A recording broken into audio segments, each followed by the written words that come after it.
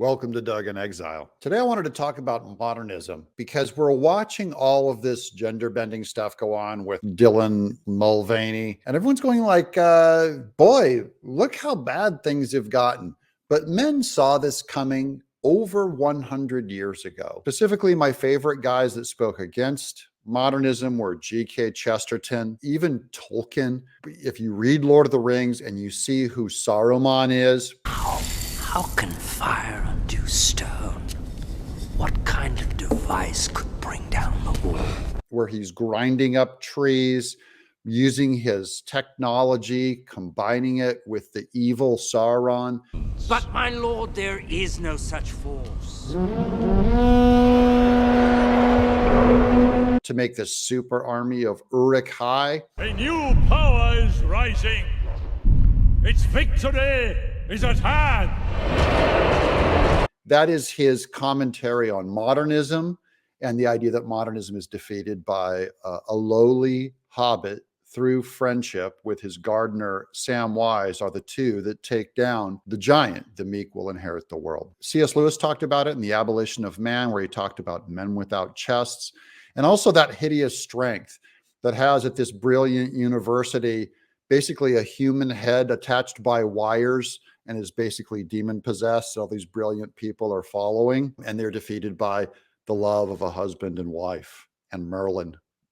It's a true story. And then also Francis Schaeffer, who probably laid the death blow against him. Now, when we begin to talk about an authoritarian elite, please do not think of the model of Hitler and Stalin. That would miss the mark completely. What we're facing is something much, much more subtle, something of which Hitler and Stalin would not provide the model at all. Rather, it's in all probability going to be a manipulative authoritarian elite. And of course, we must think of manipulatory possibilities of television. And so what's all this have to do with this show? Sometimes I feel like I'm just talking politics, which is way on the tail end, the long tail of modernism, way downstream. If you want to go upstream, you have to go to philosophy. I'm going to start here with a Calvinist named Abraham Kuyper.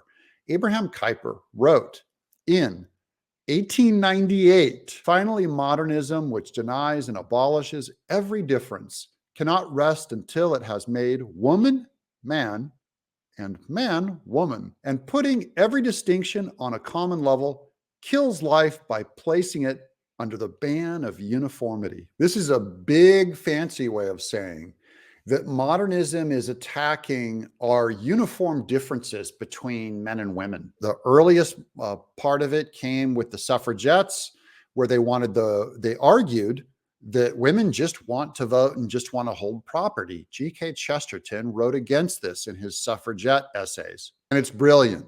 It was not, oh, women aren't smart enough to vote. That's what the suffragettes all claimed in the early feminists. This is first wave feminism. That's what they always claim. But really, he was saying that politics was a dirty business, a terrible business, kind of like being an underwater welder or a guy who drills oil. No place for a woman. That a woman was the dictator in her own home, as he put it, that she was able to rule much bigger in her home. He feared the state coming in, taking over all the family duties with public schooling, public education. And I was thinking about this on the last video, but I find it curious that he called it out early on that the first place that he thought that it would make every woman man. That is, they went after the vote. They gave every woman a man's vote and a man's job, and every man a woman. And now you have 70 years later, Bud Light, the mainstreaming. That shows you how mainstream this has now saturated into culture.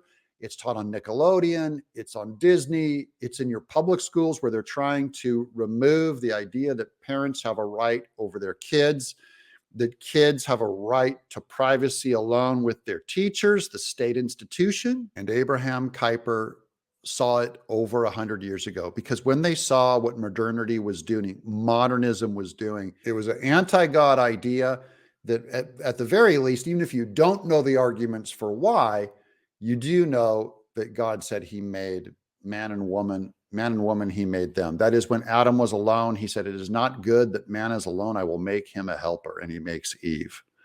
So they are distinct.